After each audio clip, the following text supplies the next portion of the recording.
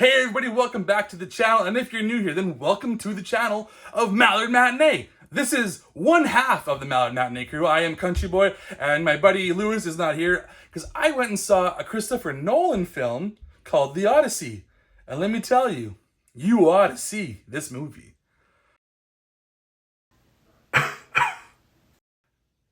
So bad, I know, so bad.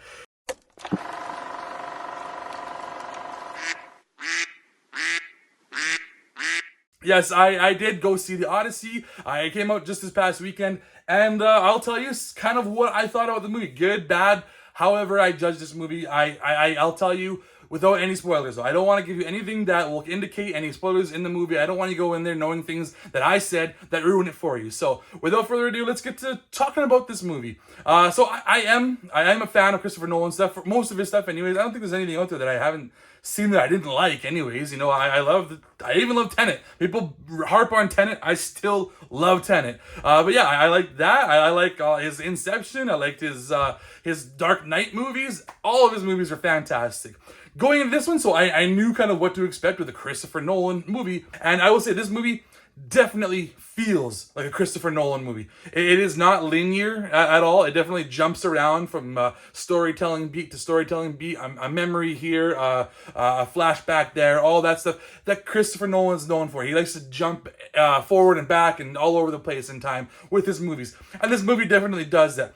And sometimes it's a little bit annoying, I'll say. Not annoying, might be a little bit of a strong word. But it's like you kind of want to continue a story that you're watching right now, and then it'll jump to something else. And you're kind of like, I kind of wish it would continue that story a little bit. But I get it. It's a more dynamic way of storytelling.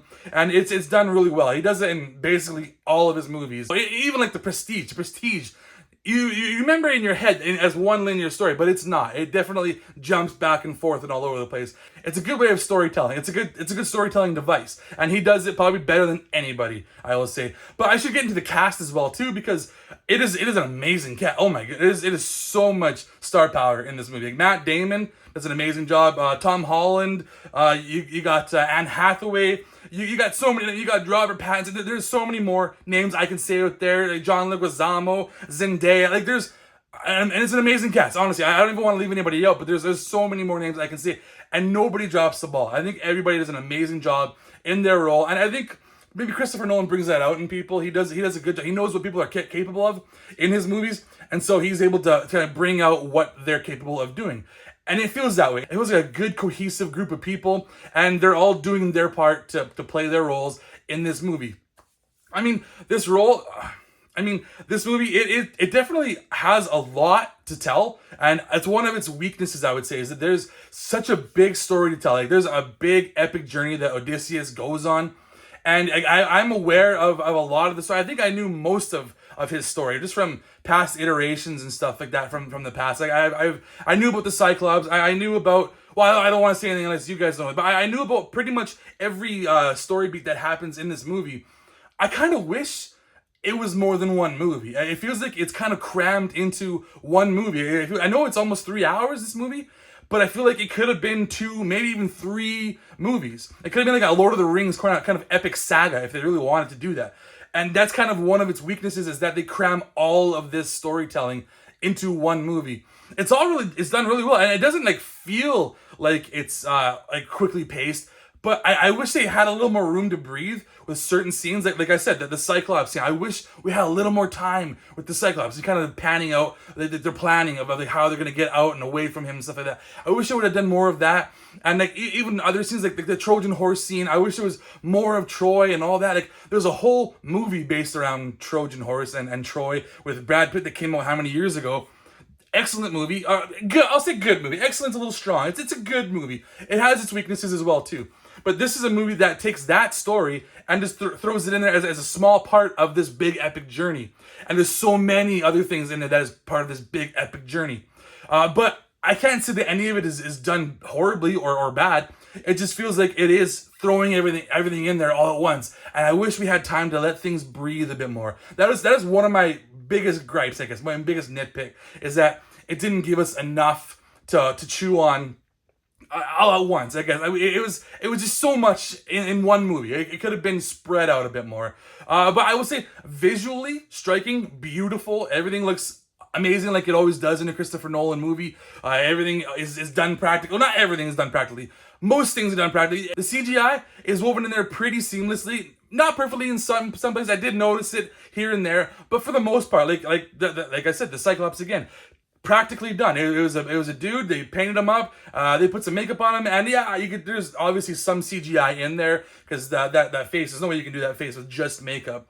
But he looked amazing. He looked really well done. And there's other parts in the movie, I don't want to spoil, that looked practically done and interwoven obviously with some CGI, and it looks pretty good. Except for there's one moment in the movie, I don't want to say, but it did kind of stand out a little bit. It could have been done better. I didn't quite know what I was looking at because it wasn't done so practically. It's another one of those little nitpicks that I kind of have, but it was still done pretty good.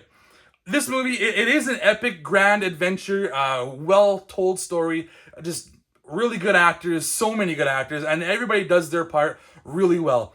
I don't know what bad I can say about this movie other than like I wish they could have spread things out a bit more, given us more room to breathe, maybe 2 movies, maybe 3 movies even.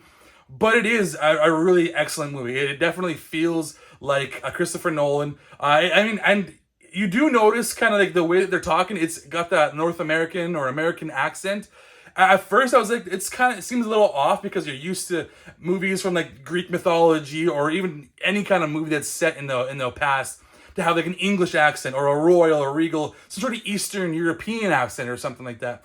But we didn't get that at all. It was all like American and North American accents. And I thought at first it was a little bit noticeable. And then throughout the movie, I completely forgot about it. And it just felt natural. It felt like a good way to tell a story without having to feel, like regal and old-timey. And like most movies are, I guess, when they do go back in time. When you go to Gladiator or you go to like Troy or you go to 300. All those movies, you're going to have those English accents. And this one does not have that. And you know what? I didn't miss it. I felt like it felt good in this movie.